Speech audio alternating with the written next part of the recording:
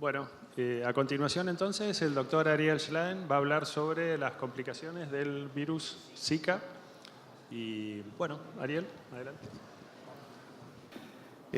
Bueno, vamos a hablar sobre un tema que es de actualidad, que tiene que ver básicamente con lo que ha sucedido en los últimos años sobre este virus. Este virus es un virus de cadena simple, de RNA cadena simple, que pertenece al grupo de los flavivirus. Flavivirus, ¿por qué? Porque dentro de ese grupo también se encuentra el virus de la fiebre amarilla, y de hecho, si nombramos otros más, el virus del dengue también forma parte de ese mismo grupo.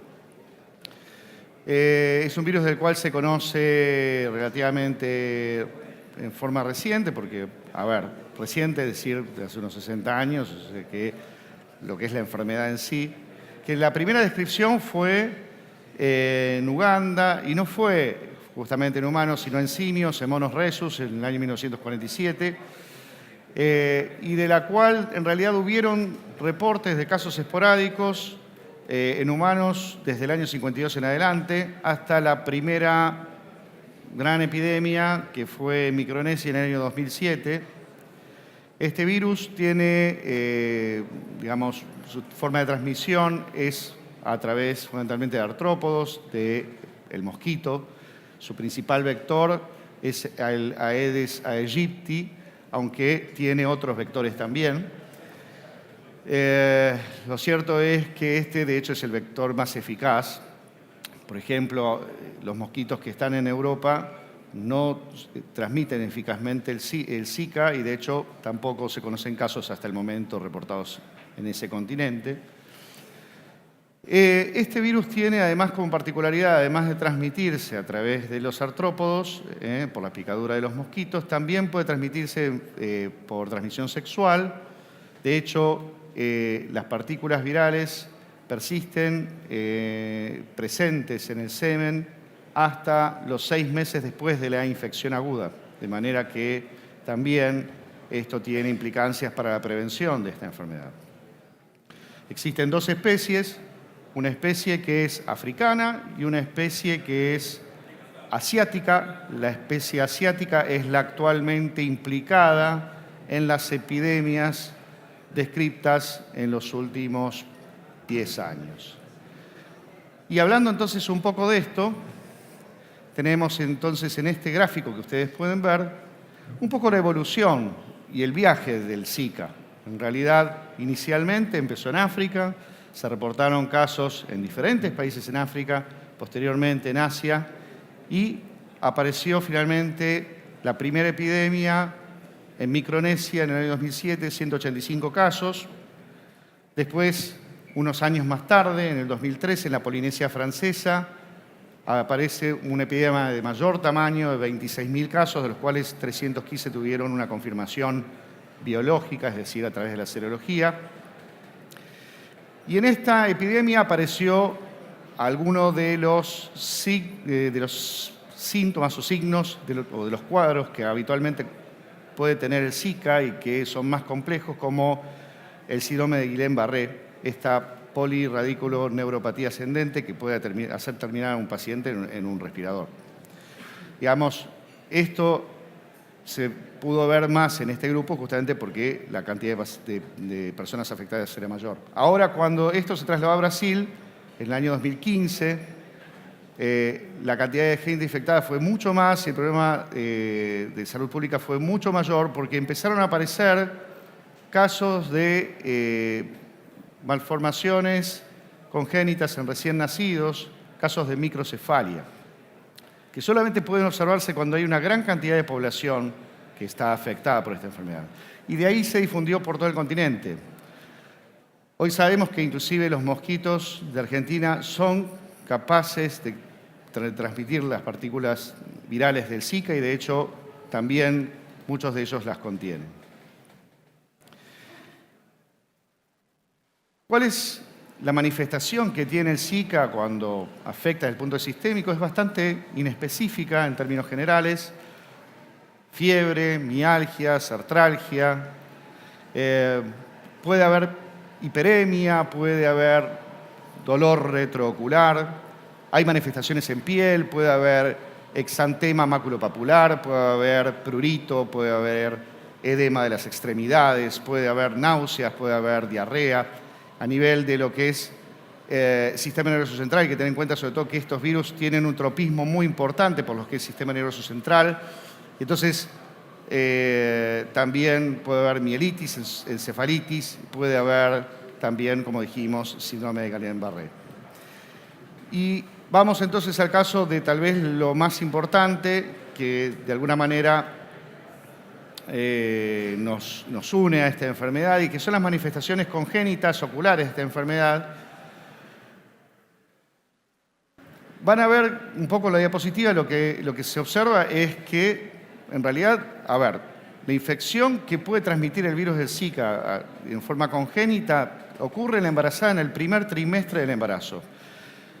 Pero las malformaciones ocurren en apenas el 1% de las embarazadas infectadas en ese primer trimestre. O sea que está claro que se necesita un número importante de gente para que este tipo de gente infectada para que estas manifestaciones aparezcan. Y a su vez, de aquellos que tengan microcefalia, no todos van a tener complicaciones oculares. Entre las diferentes series, entre el 34 y el 55% de los pacientes van a tener compromiso ocular. Y una cosa de las que se vio entre quienes estudiaron esto, sobre todo en cuanto a lo que es factores de riesgo, es que a menor perímetro cefálico, mayor es la presencia de complicaciones oculares, de compromiso ocular. De todos modos, existen excepciones a la regla, como todo en medicina, y también hay casos sin microcefalia que también tienen compromiso ocular. En general, la manifestación uni o bilateral es prácticamente de igual proporción. ¿Y cuál es el compromiso posterior que se observa? El compromiso posterior que se observa fundamentalmente es una cicatriz corioretinal, macular, paramacular o que puede afectar la periferia media, sobre todo predominantemente en el sector nasal, habitualmente por la forma que tiene esta cicatriz, se la ha descrito en punzón o se la ha descrito también en maculopatía en torpedo, justamente por ese aspecto fusiforme que tiene. La otra cosa es que suele estar asociada a estas lesiones a la presencia de múltiples acúmulos de pigmento, multifocales, cercanos a la lesión.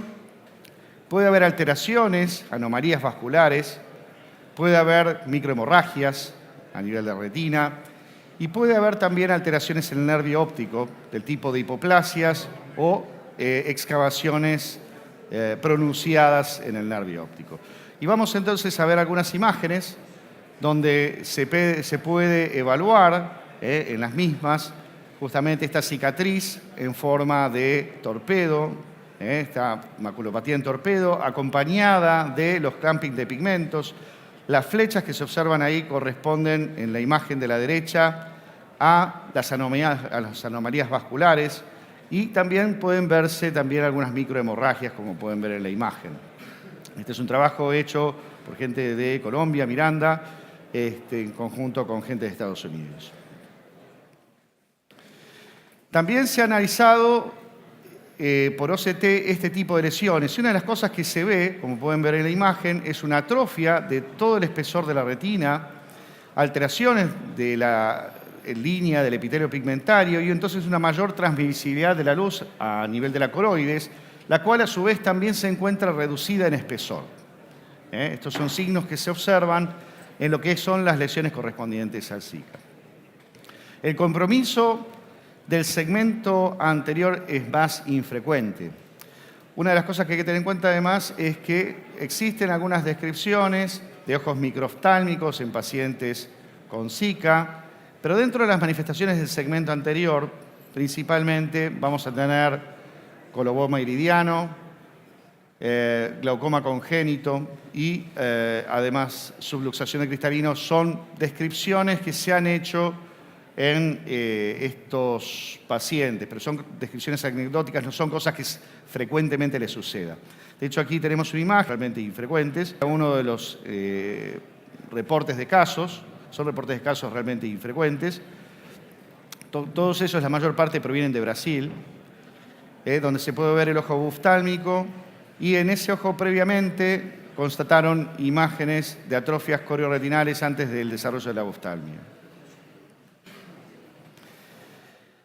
La infección aguda puede comprometer el ojo. El compromiso más frecuente es la conjuntivitis, de la cual aparte no se pudieron detectar nunca las partículas de RNA de la secreción lagrimal. Es una conjuntivitis de tipo no purulenta.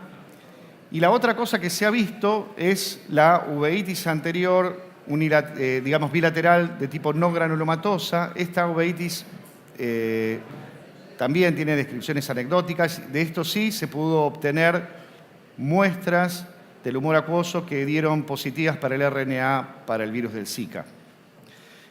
Una de las cosas que se postula es que bueno, el ojo es como una especie de sitio inmunoprivilegio, es un santuario inmunológico, y no es raro que partículas virales persistan ahí y terminen generando después algún tipo de reacción inmune. Eso ya aparte se ha visto, por ejemplo, en el virus del ébola, también como otro ejemplo de uveitis post-infección. En el segmento posterior, el compromiso agudo de la enfermedad también puede a veces dar alguna manifestación. Esta manifestación que se observa también es infrecuente, es muy similar a lo que se describe como maculopatía aguda unilateral idiopática. En este caso claramente tenemos una etiología asociada, por lo tanto llamamos maculopatía aguda unilateral, y que corresponde básicamente a un edema del epitelio pigmentario de la retina que ocasiona una disminución transitoria de la visión con una recuperación prácticamente total y que deja secuelas de alteración del epitelio pigmentario con un patrón en ojo de buey.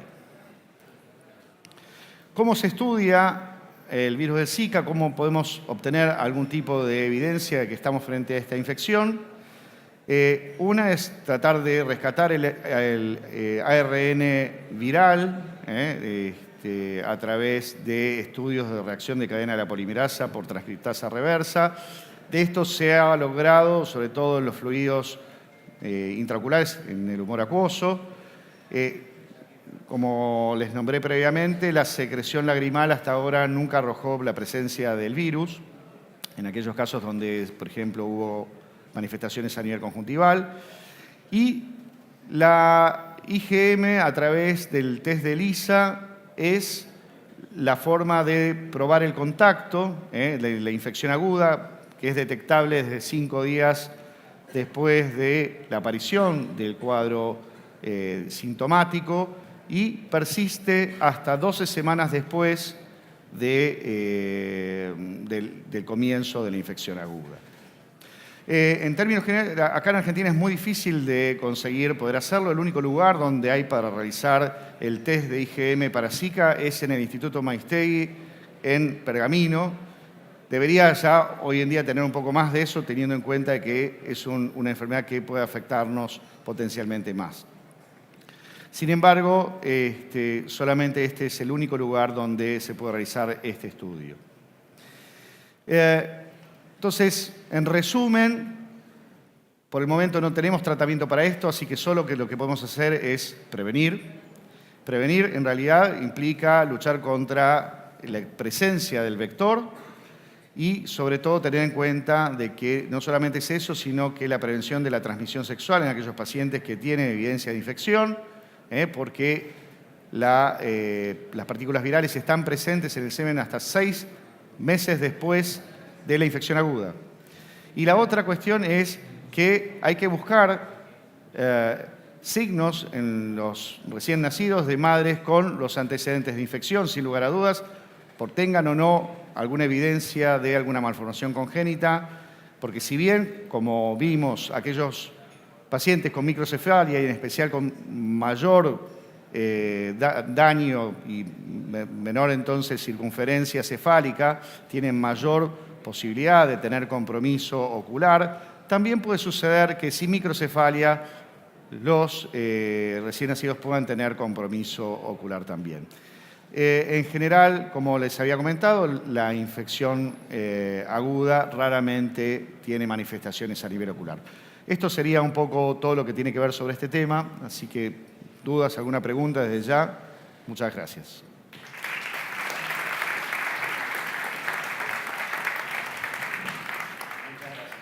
Un buen tema.